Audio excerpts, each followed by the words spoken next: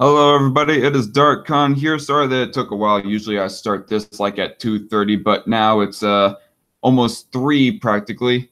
Trying to pull up the chat here. And yeah, I'm sorry that I haven't been able to get to doing Strike Force during the work week, but there was a little bit of drama that I was getting all tied up in. And add that on top of all the overtime that I have been working throughout almost every single day of the week this week. It really drains you, to be quite honest. But here we are, we're back with the news and so on and so forth. And what I think I'm going to open up with is oh yeah, as what the title suggests, says food stamp work requirement being put back in. I'd already pulled up this article on my phone, but it still wants to. Okay, there we are. So, first article of the day. CNSnews.com, House Agriculture Committee advances farm bill with food stamp work requirement. Now, I just want to lay out the premises here. I am not against food stamps. In fact, I'm all for that minimum standard of a safety net right there.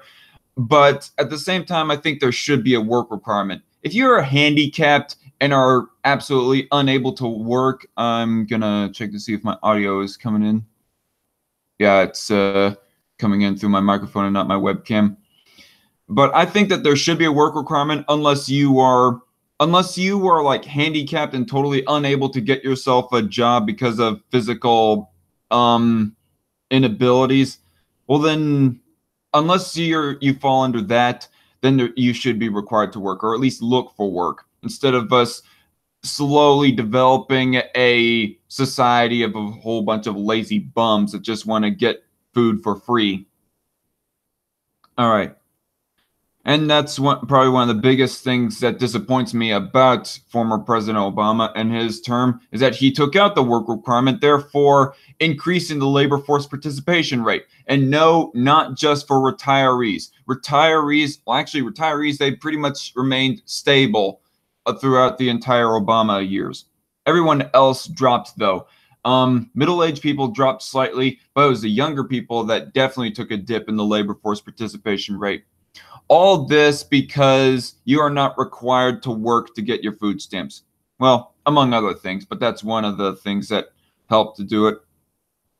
And that move on Obama's part disappoints some of my fans as well, like S-Man Speaks, for example. The House Agricultural Committee on Wednesday approved on a party line vote a 5-year farm bill that includes a work requirement for able-bodied adults without children who are on food stamps. Democrats on the committee voted against the bill because of the changes it makes to the food stamp program. The bill would spend nearly $87 billion a year, with food stamps accounting for 3/4 of the outlays. A House vote is expected on the bill as early in May as we can get, Agricultural Committee Chairman Mike Conaway, Republican of Texas, said. All right, so we have one person at least watching. Let's see what the chat is looking like. Nobody in the chat yet. House Speaker Paul Ryan told the Hugh Hewitt show on Thursday that the GOP believes having a work requirement will help transition people from welfare to work. Makes sense. Ryan said, and that's not sarcasm, by the way, I really do think that makes sense. Ryan said 80% of the farm bill is food stamps. And right now, you have a system in America where people who are able-bodied, who are not working, who are not looking for work, who are in school, who should be, working, are have been on food stamps for a long, long time, he said. What we believe will get people from welfare to work is to have a work requirement for requiring food stamps. I mean, anything outside of government assistance, I mean, if you're totally off of government assistance, well, then by all means, you have every right to be a lazy bum and not look for work if you want to. But at the same time, nobody is obligated to give you free food. By rights, nobody is obligated to give you free food. See what the chat says. Ah, Metal Minister, how you doing? I liked when Bill Clinton was forced by Congress to try to turn it from welfare to workfare. Hmm. Yeah, I don't know those kind of details with the Clinton administration. But anyway, that's interesting, Middle Minister. What we believe will help get people from welfare to work is to have a work requirement. So yesterday, the Agriculture Committee pushed through their committee a bill that says if you're a work-capable adult, you don't have little kids, you're able-bodied, you've got to work at least 20 hours a week if you're going to get these benefits and or go to school, and you're guaranteed to get some job training programs, he said. Now, I think that this is better than absolutely no work requirement and no job hunting requirement. But yeah, I think that the way that I would run it is that not you absolutely have to work 20 hours a week to be able to be, uh, excuse me, to be able to get food stamps. I think that at the least you should look for work, if not be already working. So it invests the savings you get from a work requirement into making sure you can give people that transition training they need, to get the skills they need, to get the careers they want, Ryan added. The speaker said this is a time of faster economic growth, higher wages, more jobs, more opportunities, and there are 6.6 million job openings in the U.S. right now. There are approximately 10 million people who are able-bodied and capable of working who aren't. He's talking about people who are not in the labor force participation rate. You know that raw number that everybody cites off of how like about 65 million people in the country are not participating in the workforce? Most of that does include kids and retirees. But if you look at the rates, if you look at the graphs, like there's this one website called the U.S. St. Louis Fed, that's what it's called, that breaks down the labor, the Bureau of Labor Statistics, statistics into graphs, and it shows that there's a clear trend, like throughout the Obama years, that middle age and younger people, they have been dipping. I mean, especially younger people, whereas retirees, they remain stable throughout most of the years.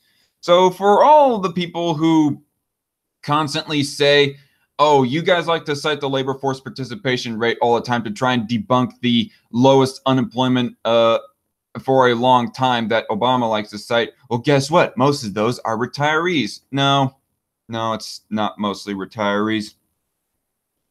If you look at the graphs for the labor force participation rate by age, so we want to get them into careers, and that along with career and technical education reform so that people can get skills they need and want to get careers that are out there. That is the final big installment of our Better Way agenda, in addition to the things you just mentioned, Ryan added. Middle Minister says right now illegals can apply for welfare. How you been? I've been all right. Like, I've been kind of bummed out over a bit of drama that has been going down in my circle of YouTube friends, which is why I haven't been broadcasting any strike forces within the work week. I mean, I know I said that I would broadcast strike force at least twice a week, but that's what has been preventing me from doing it, because on top of that drama and the overtime, the amount of overtime that I've been working almost every single day of the week, it kind of drained me. Yeah, I'm all old and remember the Clinton administration.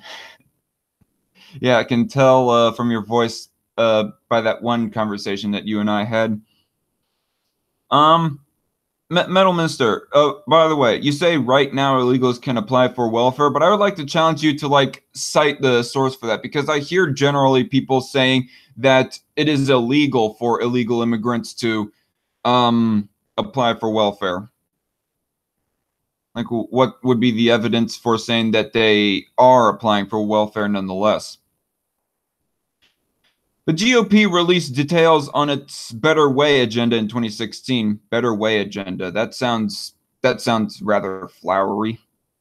Which consists of 6 big ideas. Those are an equal shot at the American dream, protect our way of life, and end the bailouts, president or king starting over with Obamacare, aka getting rid of it, and file your taxes on a postcard.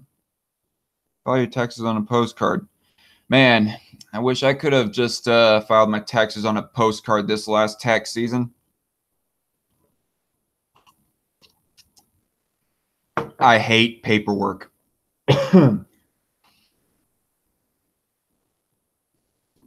The GOP's Better Way agenda includes 5 ideas on how to combat poverty. The first calls for rewarding work. If you are capable, we will expect you to work or prepare for work. Secondly, it calls for tailoring benefits to people's needs. We will match poverty-fighting programs with your needs so that it's easier for you to get back on your feet. The third idea calls for improving skills in schools. We will make sure that poor kids have more opportunities to succeed at every stage from childhood through college.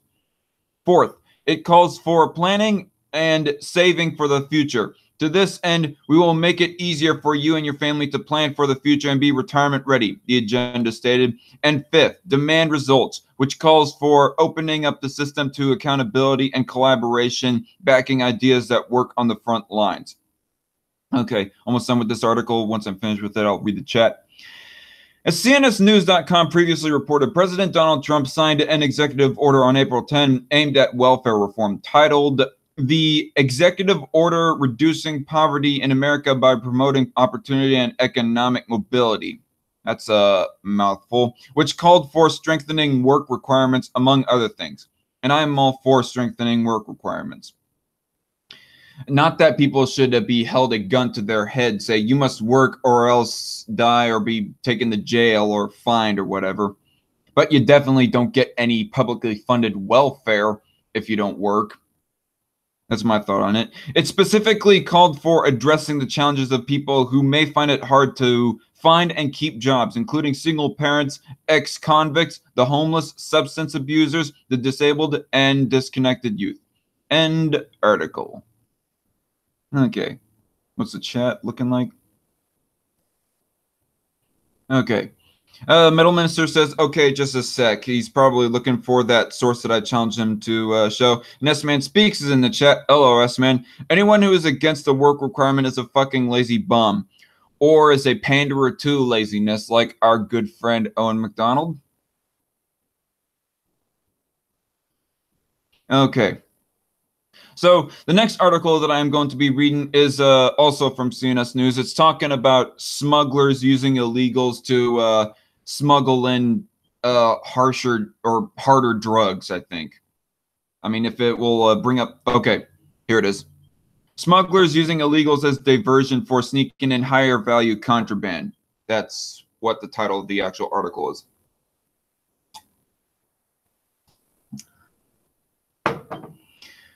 Coffee is a magnificent drink. Okay. Smugglers are charging illegal aliens to get them into the... Okay.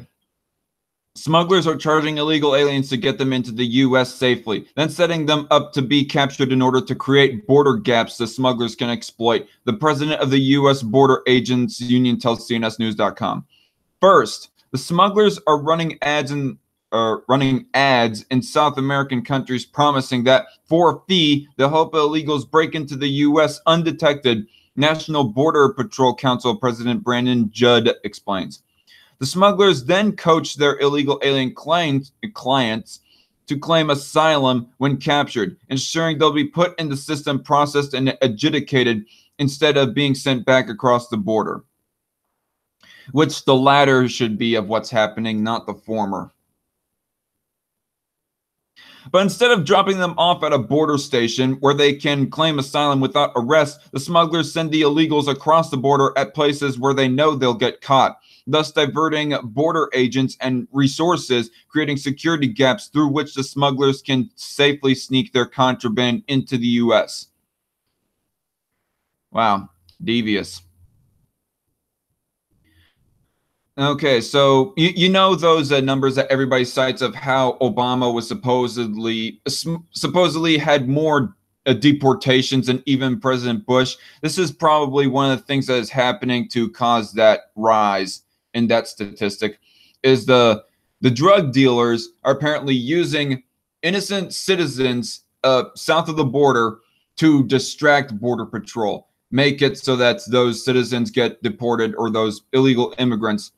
Those illegal immigrants get deported, distracting the Border Patrol away from the drug cartels that are want to sneak in all this higher contraband. CNSnews.com. Who's telling them what to say? Who's coaching them? Okay, so this is a transcript of the conversation, and CNSnews.com asks Brandon Judd, who's telling them what to say? Who's coaching them? And Brandon Judd says in reply, the smugglers are, and let me be clear on why, and I don't understand why this hasn't gotten more attention. The smuggling of human and of illegal contraband is a multi-billion-dollar enterprise. These smugglers could have these asylum seekers go through our ports of entry, which would be legal for them to do. Go to our ports of entry, claim asylum at our ports of entry, but they don't have them go to our ports of entry. They have them cross the border illegally because they know we have to devote resources to taking those individuals into custody. And those resources take Border Patrol agents out of the field, and it creates gaps in our border, which allows these smuggling organizations to cross their more high-valued products, whether that be criminal aliens, whether that be aliens from special interest countries, whether that be opioids, whether it be cocaine. They create these gaps by tying up our hands with asylum seekers, and then right behind us, they bring in these higher value products. Wow. It kind of goes to show of why we need more border security at the border, right? Okay, so see what the chat says. And so S-Man Speaks is going on about the Josselman drama again, saying Jossa Titties deleted his channel. Didn't expect that. What? He deleted the American Josh as well? Because I know that he deleted his original Jossaman channel. S-Man Speaks also says, Owen is a fucking spurg. Motor Mounts accuses me of doing the same. Yeah. It's quite ironic. Metal Minister says, LOL, it won't let me post the link here. I'll do you on Twitter. All right. I think that's what my phone was notifying me about. I'll have to read that like on maybe a later episode of Strike Force, Metal Minister. Laugh out loud, DM not do. YouTube is making it sound dirty. Okay. Cody Ray is also in the chat, says, hello, Dark Conservatarian. Hello, Cody. All right. Continuing on with this article. Now, make no mistake, they're still making money off of these asylum seekers. What they're doing is they're advertising in countries like Honduras, Guatemala, China. They advertise that if you pay X number of dollars, they'll get you into the United States. But then when they're bringing you up to the border, they're coaching you, and then they basically giving them up, knowing that they're going to divert our resources, which then creates gaps and allows them to smuggle higher profit contraband across the border. But they're still making a profit off of these individuals. Dirty, dirty business. Yeah. I mean, either a wall or higher border security is needed. Either one. In order to prevent this kind of cronyism. Smugglers using illegals as diversion. Okay.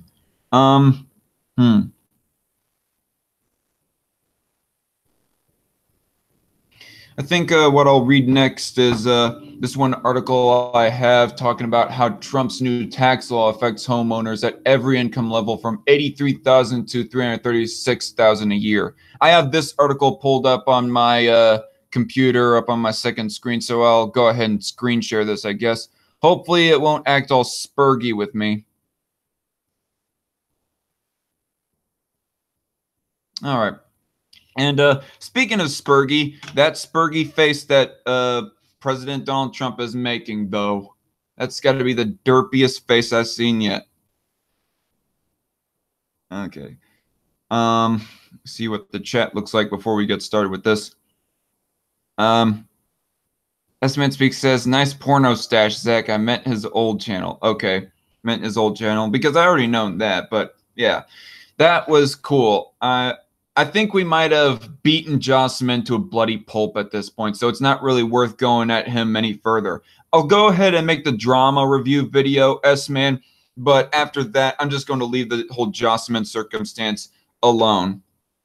Metal Minister says, got to go later, guys. See ya, Metal Minister. S-Man says, my diss track is wider than you, Zach. Okay. So anyway, get on with this article. How Trump's new tax law affects homeowners at every income level from $83,000 to $336,000 a year. The reason why I have this pulled up on my computer instead is because it's from MSN.com, and I don't think I would get exactly the same article link if I searched it up on my phone instead. So that's why we have it pulled up. But it's from Business Insider, but I guess MSN is helping to share Business Insider's own article. So it's not technically MSN itself that is sourcing this. It's Business Insider. How the new tax law affects homeowners. President Donald Trump signed the Republican tax bill into law at the end of December. The new tax law makes sweeping changes to the tax code for businesses and, on average, American taxpayers. It changes a few long-standing tax benefits for homeowners, too. Under the new law, the deduction for state and local property taxes is capped at $10,000. Plus, homeowners who deduct mortgage interest are limited to the amount they pay on $750,000 worth of debt, down from $1 million. On the flip side, the standard deduction has doubled, likely leading fewer homeowners to itemize their taxes. If you guys are about as confused as me, that's fine. These changes may weaken incentives for home ownership, especially in expensive coastal markets in California and the Northeast, where home prices are high and residents pay state taxes on income as well as property. Homeowners in these markets will see the biggest change in their housing-related tax deductions. The impact of the changes is felt disproportionately in left-leaning parts of the country, writes Chris Salviati. Gee, I wonder why that is. It's because they normally have the higher state-related taxes, normally. A housing economist at Apartment lists in a new report, there are 15 states in which the median homeowner will receive at least $100 less in housing tax deductions under the new plan. President Trump carried none of these states in the 2016 election. Well, I don't think that would be because of President Trump himself, but just because some certain states don't want to go along with this whole tax bill, you know.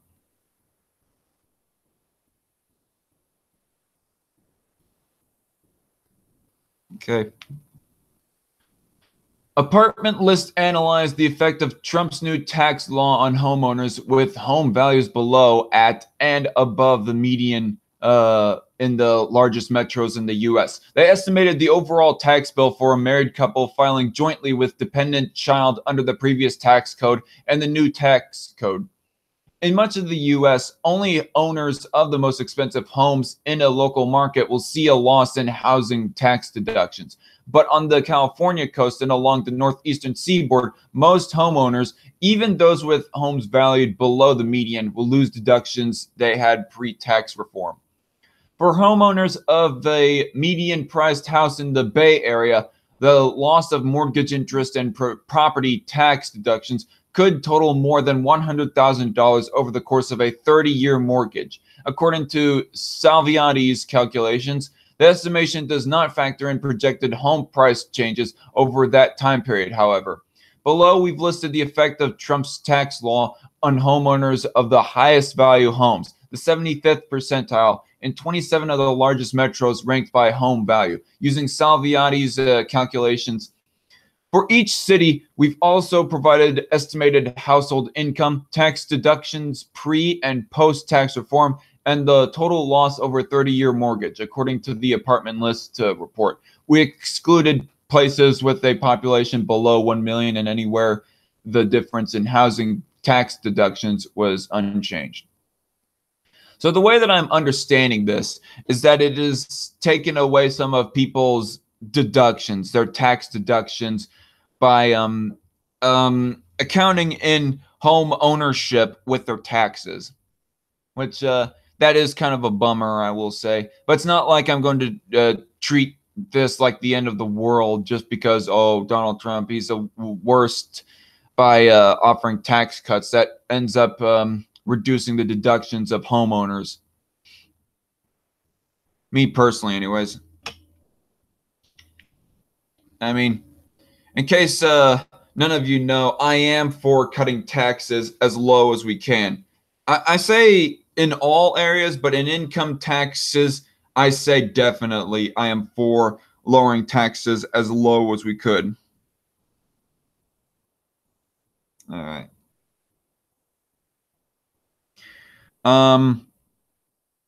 S-Man Speak says, if I open another group chat, it'll be called Working Class Bastards. Fuck yeah. And in relation still on the issue of taxes, another article that I pulled up from CNS News saying feds collect record individual income taxes through March, still run about a $600 billion deficit.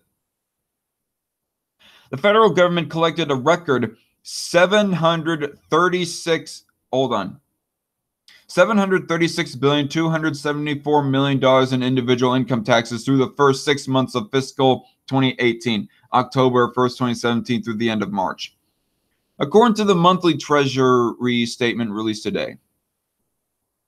The approximately $700 billion in individual income taxes that the Treasury collected in October through March of this fiscal year was $24 billion more than the $700 billion in constant March 2018 dollars that the Treasury collected in the first 6 months of fiscal 2017. So we are still increasing in revenue despite what tax decreases that Donald Trump might have issued out. Of course, one could say that there wasn't enough time for Donald Trump's tax cuts to fully take effect. But, you know, still. While the federal government was collecting record individual income taxes in the first half of this fiscal year, both payroll taxes and corporate income taxes declined compared to last year. In October through March of fiscal 2018, the federal government collected approximately $560 billion in Social Security and other payroll taxes.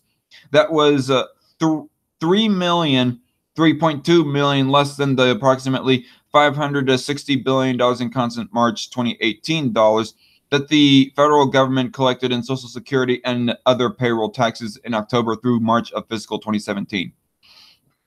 Now, I'm kind of rounding up the numbers here. I'm not reading every single digit in the numbers, so I'm not getting the numbers exactly on the dot accurate as I'm citing them.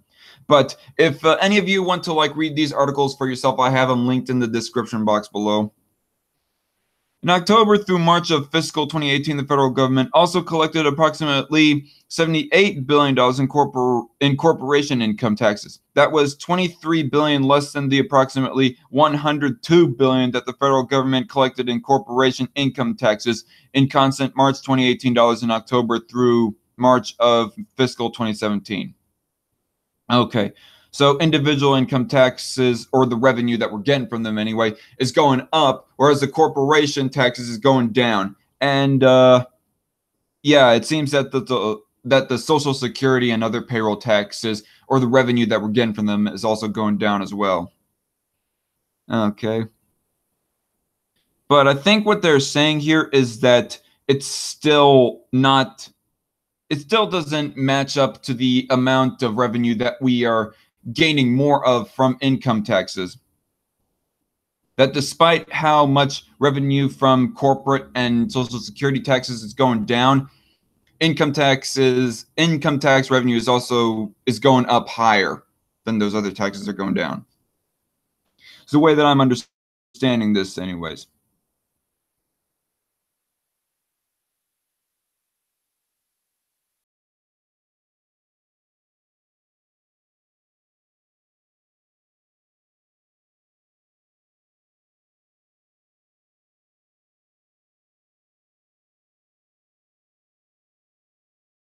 Months of this fiscal year declined. Sorry, I get confused with a certain sentence that I have to reread it. Even while individual income tax payments were increasing. In the first 6 months of fiscal 2017, the Treasury collected $1.5 trillion in total taxes in constant March 2018 dollars. In the first 6 months of fiscal 2018, it has collected, well, almost 1.5 trillion as well. Okay, so 1,507 billion in total taxes for the first 6 months of fiscal. Okay.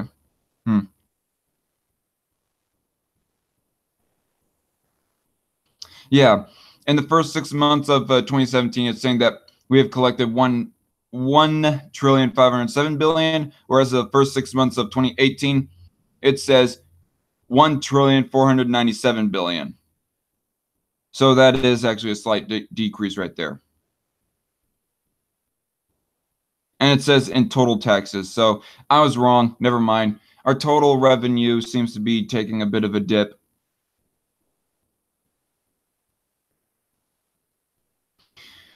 While taking in those $1.497 trillion in tax dollars, the federal government spent $2.096 trillion, thus running a deficit of $599 billion for the first 6 months of the fiscal year. That is $60 billion more than the $539 billion deficit in constant March 2018 dollars that the federal government ran in the first 6 months of fiscal 2017. Yeah, my mistake. I thought at first reading that our overall revenue was increasing, but I was wrong. Yeah, I'm a dingus. Okay, so the last article, well, actually, it's not even an article. Okay, one second. Look at the chat here. A couple of chats here from S-Man Speaks. All right. S-Man Speaks says, quote, "Your rapping is as shitty as your own microphone. You've made your bed and you're gonna have to lie in it forever alone." Unquote. S-Man Tajasso, no regrets, Zach. I haven't seen your diss track, by the way. You hadn't posted on YouTube, have you, S-Man? I mean, you posted it on Twitter, I saw, but I was hoping that maybe I was going to be able to see it on your YouTube channel, but I guess you hadn't posted it on YouTube, have you? S-Man Speak says, go to the president and tell him to go to the president to shut up and put Putin's cock in it. Okay. That was a bit of a confusing typo there, I guess, from S-Man Speaks. S-Man Speaks also says, "I will soon. No worries." All right, then. I guess I'll wait until the YouTube release. All right. I think I'm going to have to take off the shades for this one, because this isn't an article right here that we're going to be reading. It's more like a paper regarding the racial disparity in U.S. drug arrests. Now, I had searched up this paper a little while ago to help with something that I was reading about regarding the drug war and Jeff Sessions calling for the death penalty on some drug dealers.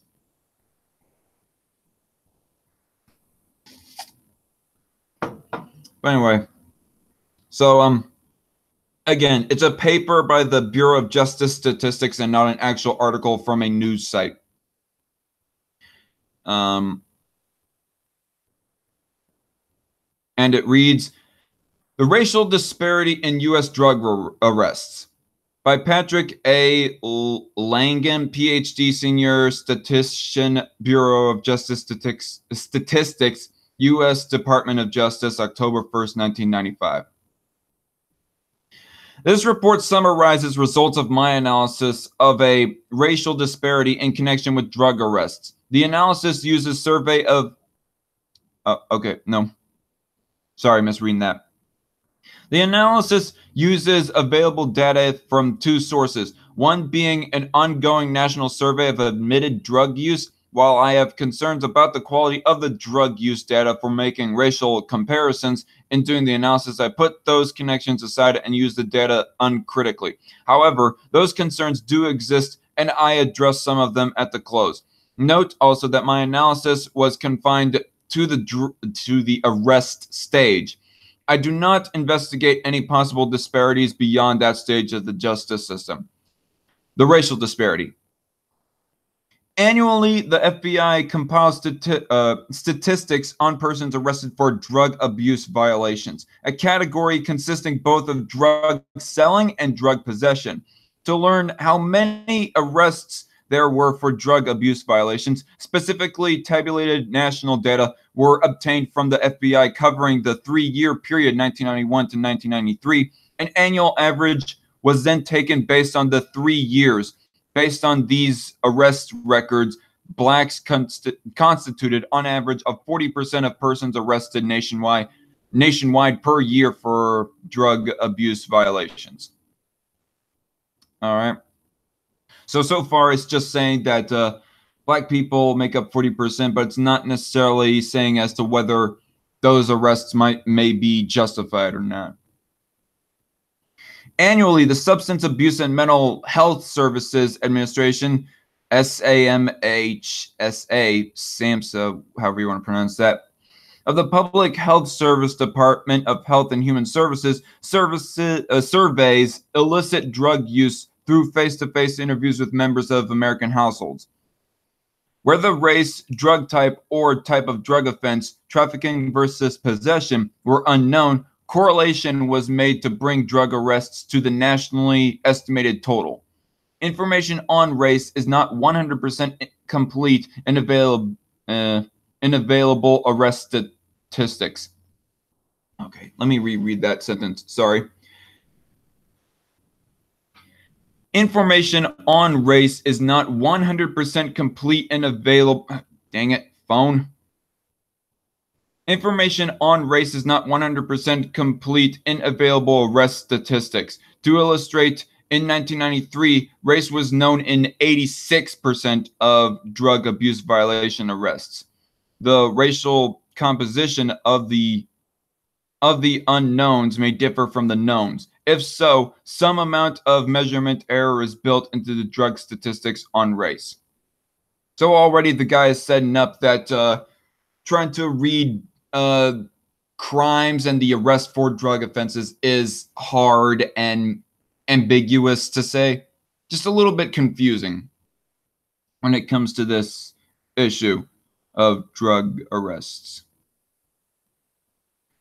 Go tell to the president to shut up and put Putin's cock in it, is what I said. Okay. S-Man says in all caps. Yo, it's DarkCon. I have S Mexican mow my front lawn, Zach 2018.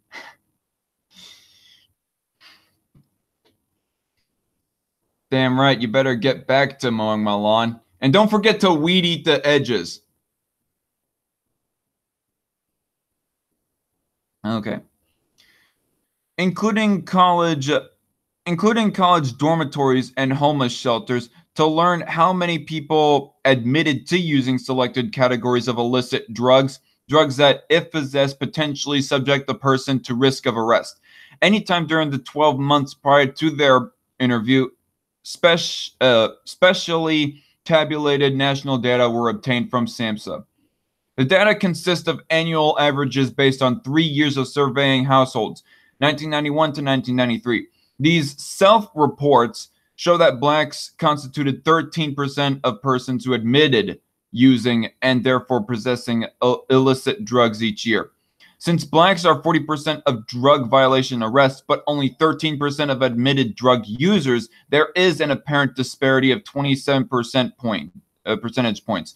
Since 40 minus 13 equals 27, obviously.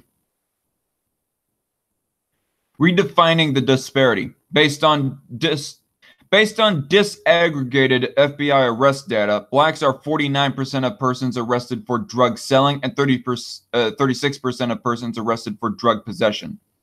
And it shows in a little chart here right below that statement saying, according to 1991 through 93 FBI data, percent of arrests for drug or for selling drugs amongst white people is 50%, black people is 49%.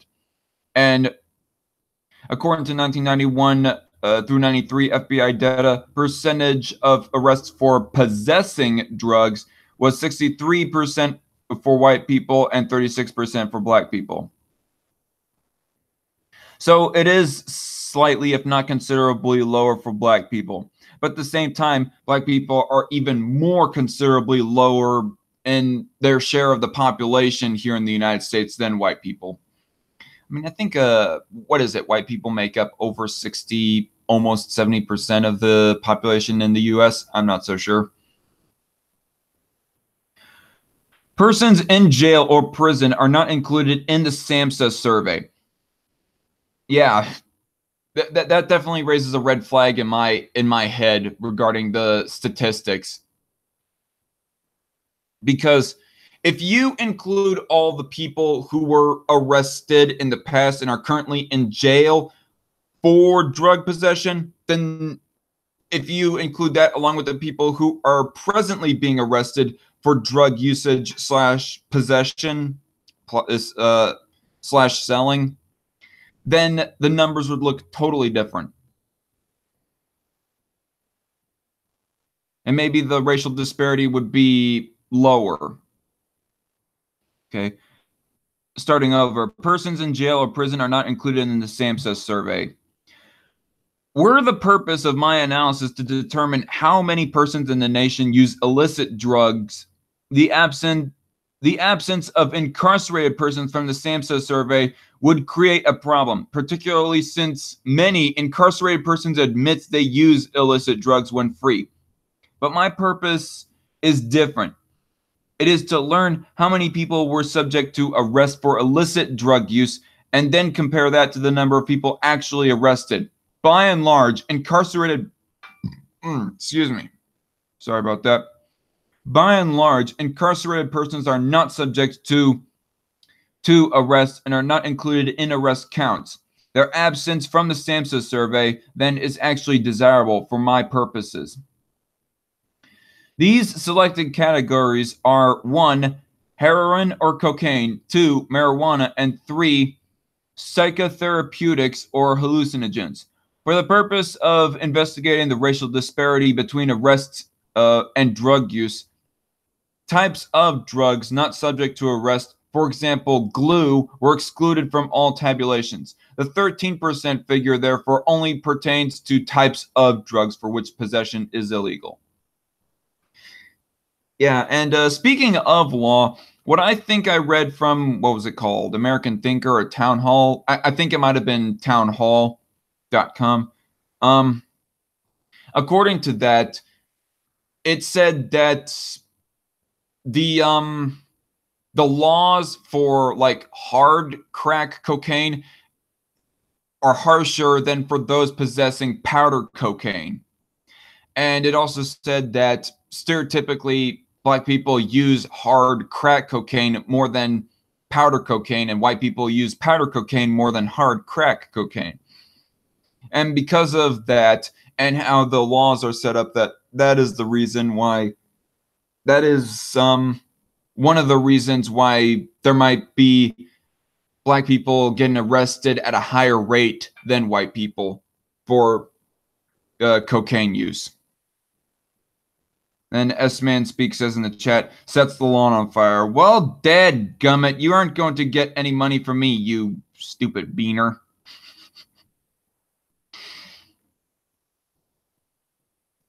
Information on admitted drug selling is also available from the SAMHSA survey. In that survey, respondents are asked whether or not they had whether or not they had sold drugs during the year. On average, over the 3-year period of 1991 through 93, blacks were 16% of admitted sellers. According to SAMHSA 1991 through 93 data, percent of persons selling drugs, 82% white, 16% black. Using drugs, 84% white, 13% black. Okay.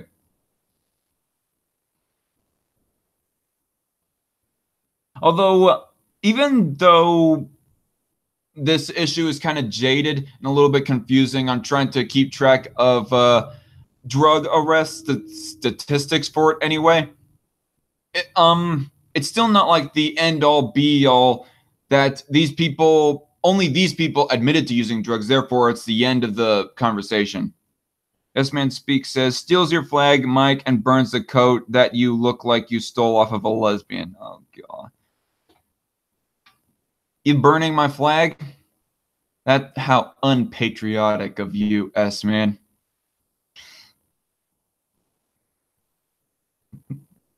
Oh, man. Saying that my coat looks like something that I stole off of a lesbian.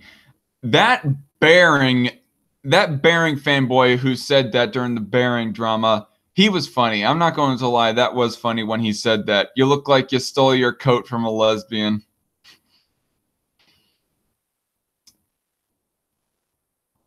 Comparing arrest and household survey data for the period 1991 through 93 therefore provides evidence of two disparities. Disparity in drug selling. Blacks are 49% of arrests for selling drugs, but only 16% of admitted drug sellers. A disparity of 33 percentage points. Disparity in drug possession. Blacks are 36% of persons arrested for drug possession, but only 13% of persons admitting illicit drug use, a disparity of 26 percentage points. Now, I think what would be the end-all, be-all of trying to tell of who exactly did actually possess / sell drugs and are arrested for it is if there was like hard evidence on a case-by-case basis to see if these people actually did, if like marijuana or some other illegal drug was found in their homes. Because you cannot just merely go off of a person's word like they seemingly are with these statistics by going on about how many people admitted to using drugs. I mean, of course, not all criminals are going to admit that they actually did use drugs because, well, they don't want to get arrested, obviously. The SAMHSA survey provides too little information on drug sales for any detailed analysis to be made of the disparity in connection with selling of illicit drugs. However, enough detail exists to analyze the drug possession disparity. Disparity in illegal drug possession. Okay. All right. Disparity in illegal drug possession. Drug users are not all equally at risk for being arrested for drug possession. Certain factors, for example, frequent use, place some drug users at greater risk than others. What these factors are and how the races differ on them are spelled out next. 1. Type of drug used. Risk of arrest is greater for using heroin or cocaine than for using other drugs. Risk of arrest varied as follows. Heroin and cocaine, 6%. Marijuana, 1.5%. Psychotherapeutics and hallucinogens, 1.2%. Okay, heroin and cocaine is a little bit higher than that of marijuana. With respect to type of drug used, the races differ in ways that place black drug users at greater risk of arrest than whites. With respect to type of drug use. Okay, so this is kind of reaffirming what I said earlier about that town hall article talking about of how the laws, the way that they're set up, they coincidentally target the drugs that black people stereotypically use at a higher rate than white people. So starting over that statement, with respect to type of drug used, the races differ in ways that place black drug users at greater risk of arrest than whites. Specifically, according to the SAMHSA data, among blacks who reported using illicit drugs during the year, 20% said the drug was heroin or cocaine, the type with the greatest risk of arrest. For white drug users, the figure was lower, 16%. The type of drug with the lowest risk of arrest, the psychotherapeutics, hallucinogens, had a high use rate among whites and a low use rate among blacks. That is 90% of black drug users and 30% of white drug users reported using this drug. Frequency of use. A well-established criminological fact is that the more crimes a person commits, the more likely that person is to be arrested. Accordingly, frequent drug users are more at risk of arrest than infrequent users. With respect to frequency of use, the races differ in ways that place black drug users at greater risk of arrest than whites. Okay, so it's stating basically that because black people use it more often, they are going to get noticed more and they are going to inadvertently get arrested more. So it only makes sense that that would be the reason why, not because necessarily that police across the country have some hatred towards black people and a favoritism towards white people.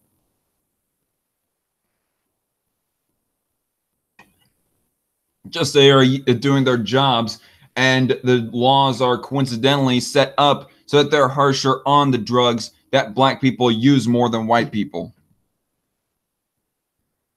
S-Man Speaks says, no, I love this country more than you. The fuck you do? S-Man Speaks says, are you editing other videos into the Jossagate video? Yeah, it's mainly going to be live streams is what I'm editing. And you know what? Speaking of Jossman deleting his older channel, I'm glad that I caught that one live stream that he had KeeperCast on, as well as Conundrum. Like, there was a live stream that Jossman and Conundrum were on, and then Jossman just invited KeeperCast, and KeeperCast came, and they all ended up shooting the shit with each other. I'm glad that I caught that bit of footage, because there is a little bit of footage there that seems kind of fishy towards KeeperCast, you know, and how big of pieces of manipulative shit they are. S-Man Speaks also says, I'm editing a clip of his stream into the music. Well, cool. Okay.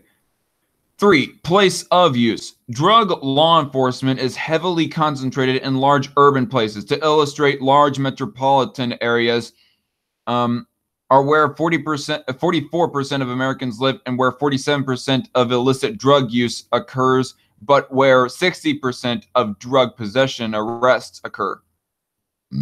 Excuse me. With respect to place of residence, the races differ in ways that place black drug users at higher risk of arrest than white users. Large metropolitan areas are where 60% of blacks live, but where 41% of whites live. Moreover, large metropolitan areas are where 63% of black drug use occurs compared to 45% of white drug use. Although blacks are 13% of drug users, they should comprise over 13% of drug possession arrests, since the types of drugs they use, the frequency with which they use them, and the place where they use them put blacks at greater risk of arrest. So it's all circumstantial. It's all circumstantial as to why black people end up getting arrested more. It's not because of the melanin in their skin. Although blacks are 13% of drug users, they... Okay, I already read that paragraph, excuse me. Drug use data for the analysis, since there are 3 races, white, black, and other, 3 types of drug uses, heroin, cocaine, marijuana, psychotherapeutics, and hallucinogens, and 4 place sizes, large versus medium versus small versus non-metropolitan statistical areas, 36 race drug place-specific members from the SAMHSA survey were obtained. The measure of drug use selected from the SAMHSA survey for the analysis was average number of days of drug use in the past 12 months. This measure was available just for cocaine and marijuana. For heroin, psychotherapeutics, e.g. analgesics, such as Darvon, Persidone, and codeine, tranquilizers, stimulants, sedatives, and hallucinogens, PCP, and LSD. The measure selected for the analysis was any use during the past 12 months. Estimated heroin use was then combined with that of cocaine to form a combined heroin-cocaine category. Okay. So it goes on a whole lot longer, but I don't know if I'm going to read all this. We're going to power through this, but let me first see what's going on in the chat. S-Man says, Jossman needs to get that guy's pubes out of his teeth. Yeah. Although, didn't KeeperCast, like, now disown Jossman from the KeeperCast? I mean, that's at least what I heard anyways. Zach hates this country. He's a commie. Yeah, I need to get my red sash so that I could, like, wear the anarcho-communist colors, you know? Thanks for reminding me about that, S-Man. My friend Kai came on my stream. I pwned him. S-Man speaks. Yes, he did. Oh, okay. He says, yes, he did to my question. Did KeeperCast disown Jossman? Yeah, probably about time. I mean, not to say that KeeperCast are a bunch of good people themselves, but Jossman is really the one making probably the most turmoil out of this. I mean, who knows of how much is true about KeeperCast anyways? I mean, for all we know, they might not be abhorrently immoral. They might just be a bunch of manipulative bullies, and that's all the extent of their assholery goes. And it doesn't go much further than that. I mean, I don't even know for certain if they are doxers. I just know that they made kind of a borderline threat to dox is all. Or at least that Tom Ventura character did. Drug arrest data for the analysis.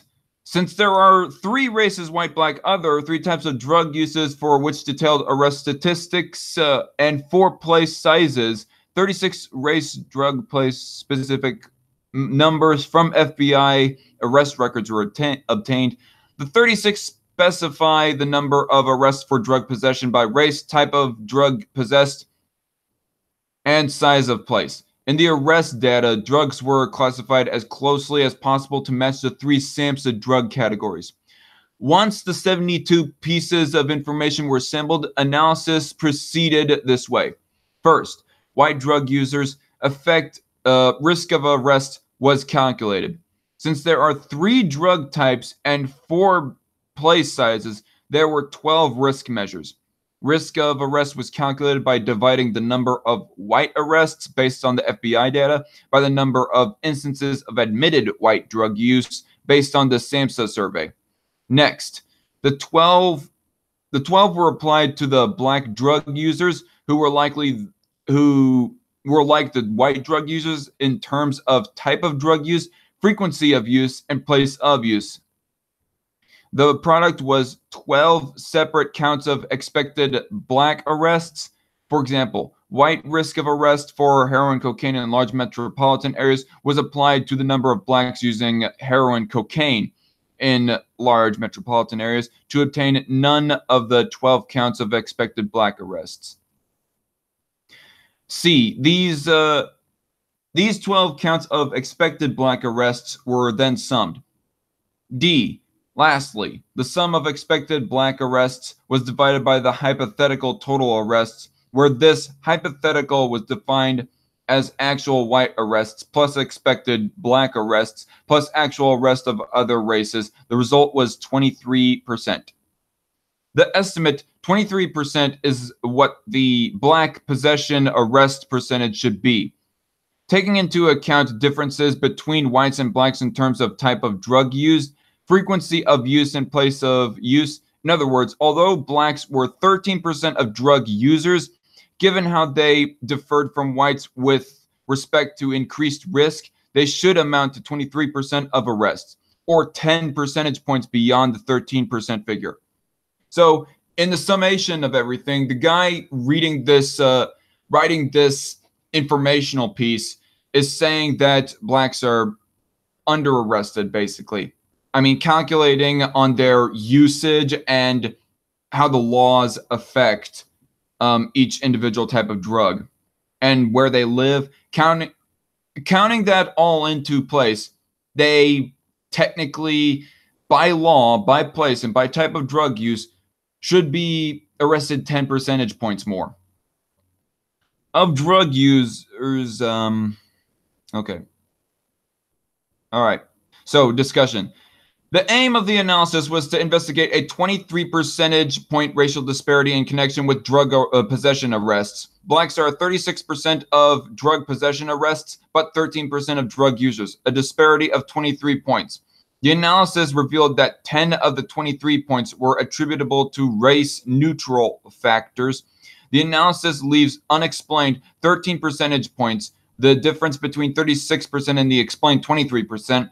Perhaps the 13 percentage points or some portion of them reflect the practice of police unjustifiably over-arresting blacks, but not necessarily.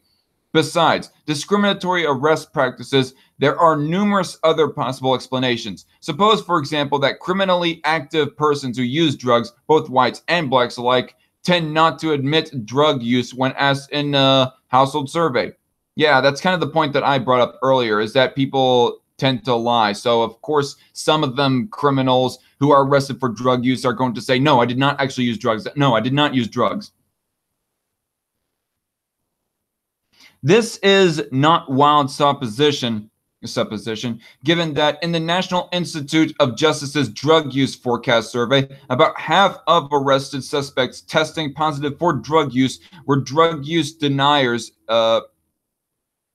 They denied using drugs, but urinalysis indicated otherwise. That would be the piece of evidence needed to correlate and get the exact number of how many drug arrestees are actual drug users, is to use a urinalysis. That would really help to get the numbers more accurate. I'm trying to find my place here. Okay. Although arrested whites and arrested blacks were about equally likely to be drug use deniers, these results nevertheless have implications for the SAMHSA survey. A larger fraction of the black population than the white population consists of criminally active persons, and therefore a larger fraction of the black population than the white population would consist of criminally active persons who use drugs but deny it. Consequently, the SAMHSA survey would probably understate the difference between whites and blacks in terms of drug use. Whether the effect of such drug use denial among criminally active persons is large enough to account for the unexplained 13% is not known, but research on the topic should pursue this possibility. End peace. There's quite a lot of information to digest there. And I probably missed a piece of information myself, if I'm to be quite honest. There's probably something that I am not quite grasping fully. There's probably something that anyone might not grasp fully. Okay. So the Crusader, aka JJ, is in the chat saying, fuck Jossaman. S-Man Speaks says, Owen could wreck Josso. JJ also says, anyone can wreck Josh. Yep. That's what you get when you try to...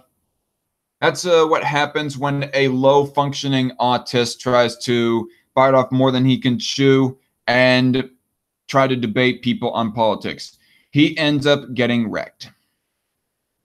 But anyway, enough about Jossaman. I mean, regarding that piece, regarding drug arrests, in the ultimatum of things, I don't think that the drug war should be happening at all. I don't think that definitely marijuana should not be illegal in the country.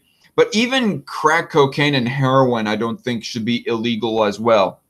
I mean, I'm more iffy if a family person, if a family man or family woman, you know, a father or mother who are raising kids are going to be using crack cocaine or heroin. I'm more concerned about that because you're being irresponsible with your own life and you have these other people that you have to tend to. But at the same time, is it really the government's business? I mean, it's kind of it's a moral quandary for me. I mean, but marijuana usage, there are plenty enough pros to marijuana that I at least hear of, anyways, to say that I think that it's okay that if a family person is to use marijuana, even though that they are raising kids, just take marijuana responsibly, just like any regular family man or family woman should drink alcohol responsibly without having high excesses of it to the point that they become an abusive drunk and end up beating up their kids and spouse, you know? And the same goes for marijuana. I mean, go ahead and take it, but take it responsibly so that you don't end up in becoming a stoned out, lazy bum that forgets to go to work on a consistent basis and therefore doesn't earn enough of a living to feed your own kids and family. But that's all that I have to say for right now. I will try and get another strike force out during the work week. Hopefully there won't be any more YouTube or Twitter drama that I have to deal with that'll end up draining me, and hopefully I will not have as much overtime that I have to fucking work as well, because again, that was a big reason for why I was like had next to no activity within the recent week, is because of dealing with the Jocelyn drama and with overtime at my job. But that's all I have to say for right now. So anyway, I'm going to be having a hangout stream pretty soon. Stay tuned for that. But other than that, my name is Dark Khan. This has been Strike Force signing out. God bless.